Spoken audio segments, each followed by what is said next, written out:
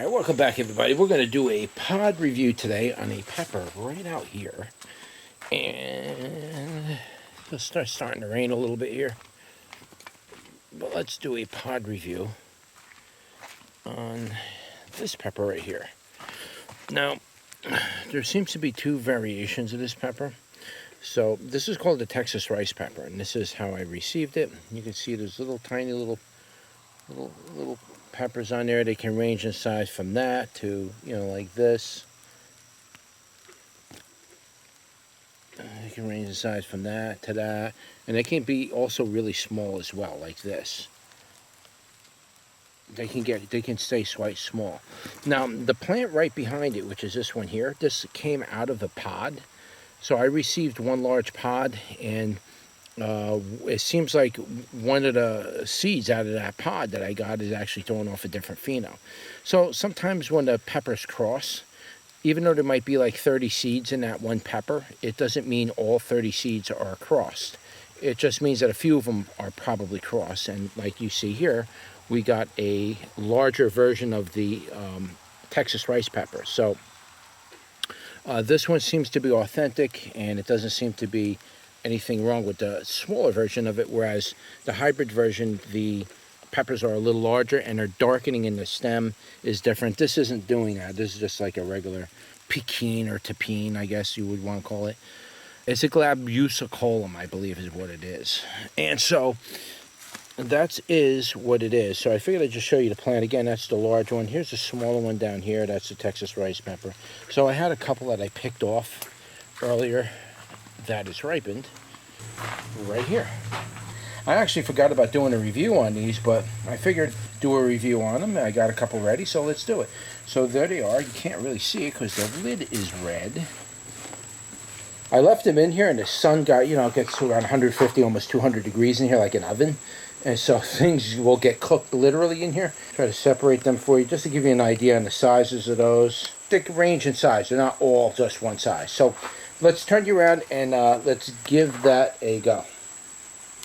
What's going on, people? We're going to do a pod review for you today, and it's going to be on the tiniest little pepper in the world, and that is called the Texas rice pepper.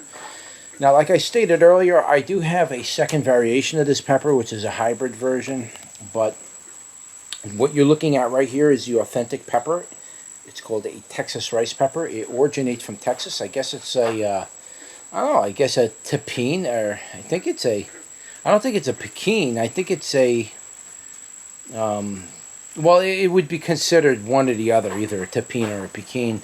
But it is a glabriusculum, however you want to put it. So that's it right there. And we're going to give that a go right now. So let's see what it tastes like.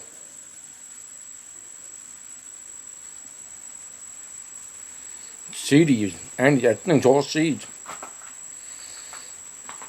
Skin and seeds, really. A little bit of juice.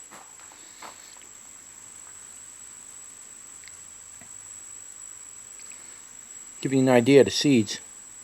They're very tiny, man. Wow. Very, very tiny. Okay, here's the heat's coming in on this thing. Wow, this thing got some heat on it, man. Oh. Good, though.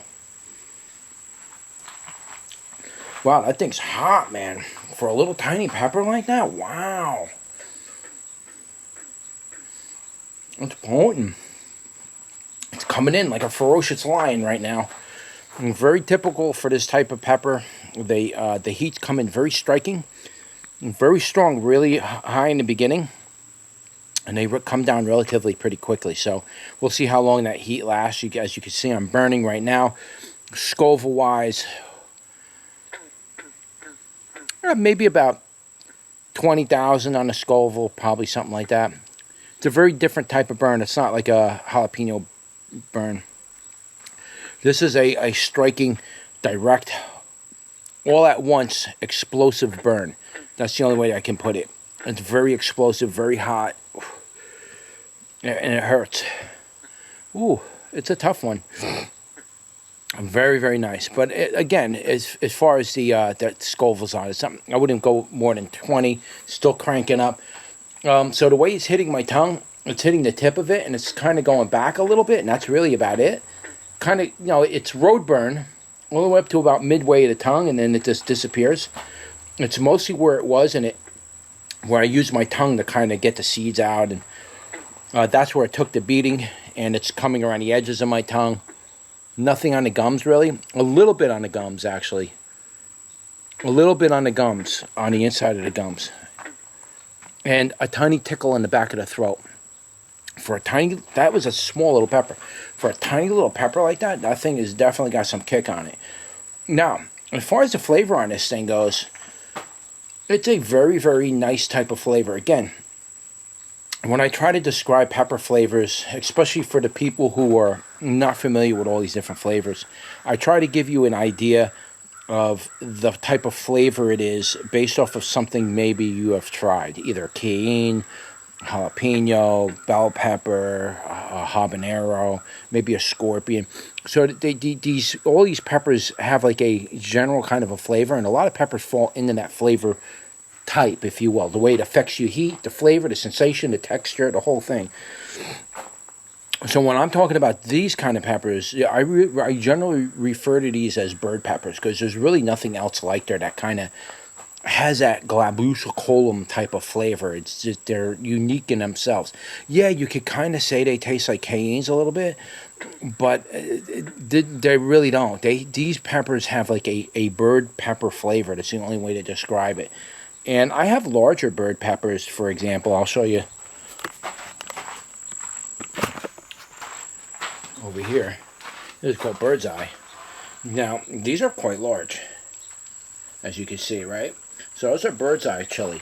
Now, believe it or not, that doesn't taste like cayenne. That tastes like a bird pepper. I think it's even in the glabriusculum. It's like the largest form of bird pepper that you can get that falls still into that bird pepper flavor that would still be considered, I believe, glabriusculum. It's one of the weird ones. And so they call that one bird's eye. I just burped from that little tiny little thing. You believe that?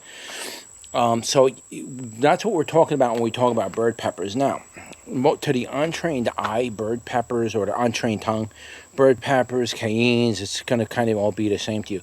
But as you eat these peppers and you're starting to get used to using them in your cooking and eating them, you start to become selective on how you want to use those kind of peppers and what kind of dishes.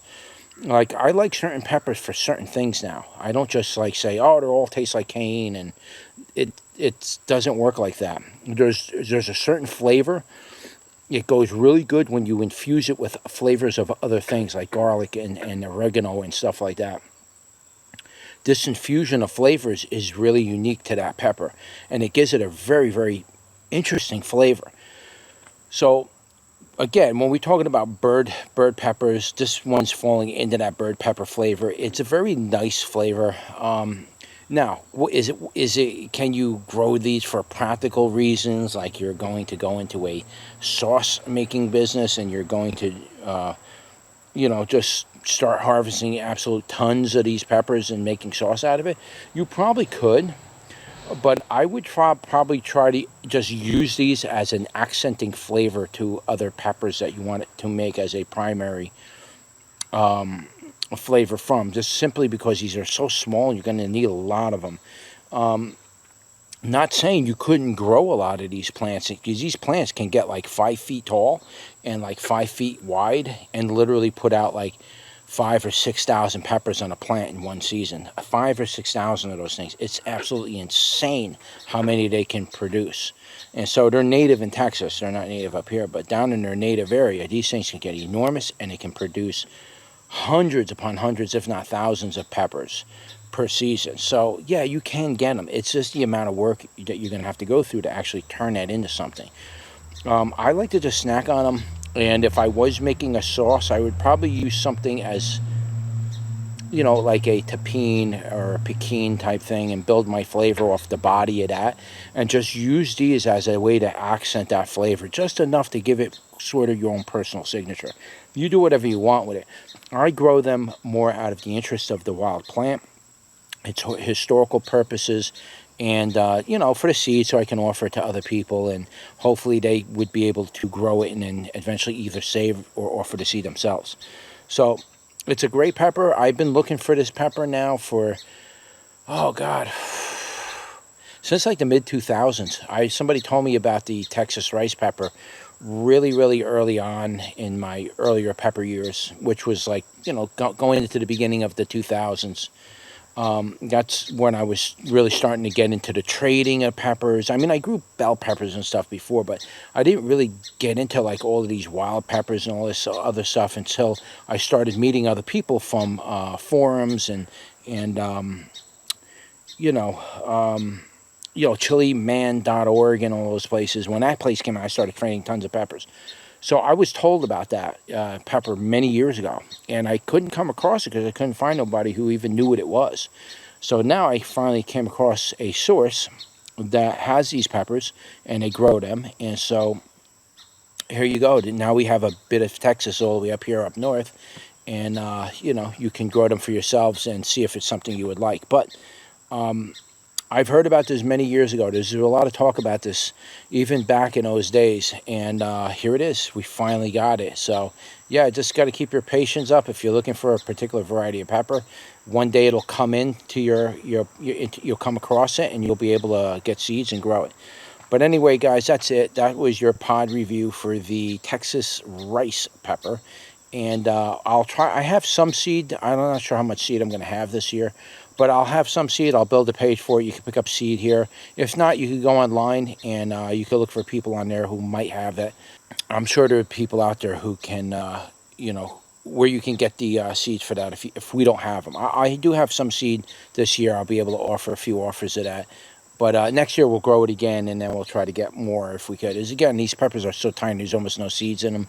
I mean, there's like 3 or 4 seeds in it, but I mean, you know how many of those I got to harvest to get to seed ads? Not a lot of fun. So, but anyways, that's it. Don't forget to like, share, and subscribe, and I'll see you on the next one. Take care.